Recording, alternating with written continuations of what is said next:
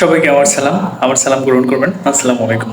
দেখুন, দেশে এত এত সংস্কার হচ্ছে, রাজনীতিবিদ এবং অন্যান্য যে সংগঠন যারা আছে তারা সংস্কার সংস্কার বলে চিল্লাইতেছে, কিন্তু বাংলাদেশের যে আমাদের ছাত্রদের যে মূল ফটক বা আমরা যখন গ্রাজুয়েশন কমপ্লিট করার পরে একটা চাকরির জন্য হাজার হাজার মানুষের পিছনে দৌড়াই, হ্যাঁ, কখনো হচ্ছে অর্থ দিয়ে, কখনো লবিং করে, কখনো হচ্ছে জাতীয়তার পরিচয় দিয়ে।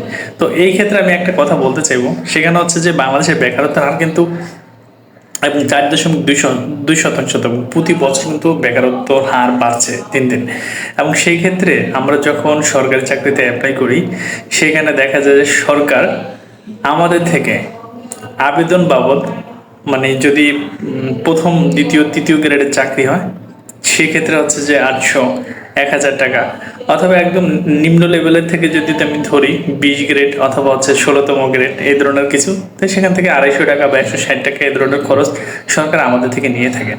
কিন্তু তো অন্যান্য দেশে এই সংস্কারটা তারা কিন্তু করছে, এবং সেখানে এবং বেকারদের জন্য বড় একটা ফ্যাসিলিটি হচ্ছে যে তারা বিনা টাকায় হচ্ছে সরকারিতে আবেদন করে এবং মেধাভিত্তিক যুক্তিতে তারা এবং চাকরি পান।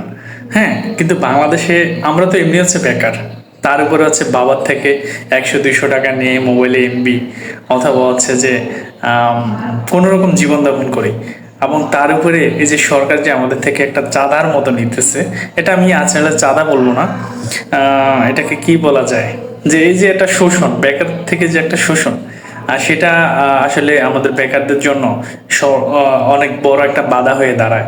যে আমাদের এই টাকা দিতে কিন্তু অনেক হিমশিম খায়, এবং এমনও ছেলে আমি দেখছি, আমার এই বন্ধু বা আমাদের সমবয়সী যারা আছে, এবং তাদেরকে দেখছি যে একটা চাকরিতে আবেদন করার পরে তার থেকে ভালো একটা অপরচুনিটিতে চাকরি সার্কুলার সামনে আসলে তারা কিন্তু এটাতে আবেদন করতে পারে না, শুধু টাকার জন্য। এক সপ্তাহের মধ্যে যদি তার 1000 টাকা বা 2000 টাকা চাকরির পিছনে দেওয়া লাগে, যারা ছাত্র রয়েছে, বেকার রয়েছে এবং বেকারত্ব আছেন, তাদেরকে এই জায়গাটা থেকে একটু সরকার চাইলে কিন্তু পারে, এবং সরকারের অনেক উন্নয়ন ফান্ড আছে, সেখানে কিন্তু এরা এই খরচটা বহন করতে পারে। যে আমি একটা কথা বলি, যে আমরা আবেদন করার পর যে সরকার যে আমাদের পরীক্ষাটা নেয়, সেখানে যে খরচ হয় না এরকম কিন্তু বিষয় না। হ্যাঁ, এখানে অনেক বিষয়ে খরচ সরকার হয় পরীক্ষা নিতে গিয়ে। হুম, যারা পরিদর্শন করে বা কাগজপত্র বা হল দেখাশোনা, বা যারা এটা যাচাই বাছাই করে, হ্যাঁ, তাদের কিন্তু এটা খরচ পে করতে হয় সরকারকে।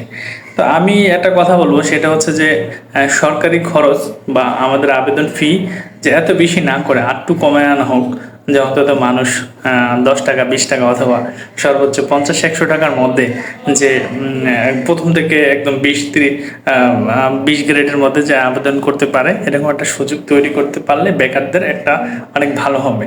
তারা কিন্তু যে কম্পিটিশনের যুগ, সেখানে হচ্ছে যে একটা চাকরি আবেদন ছাড়লে হাজার হাজার মানুষ সেখানে আবেদন করে।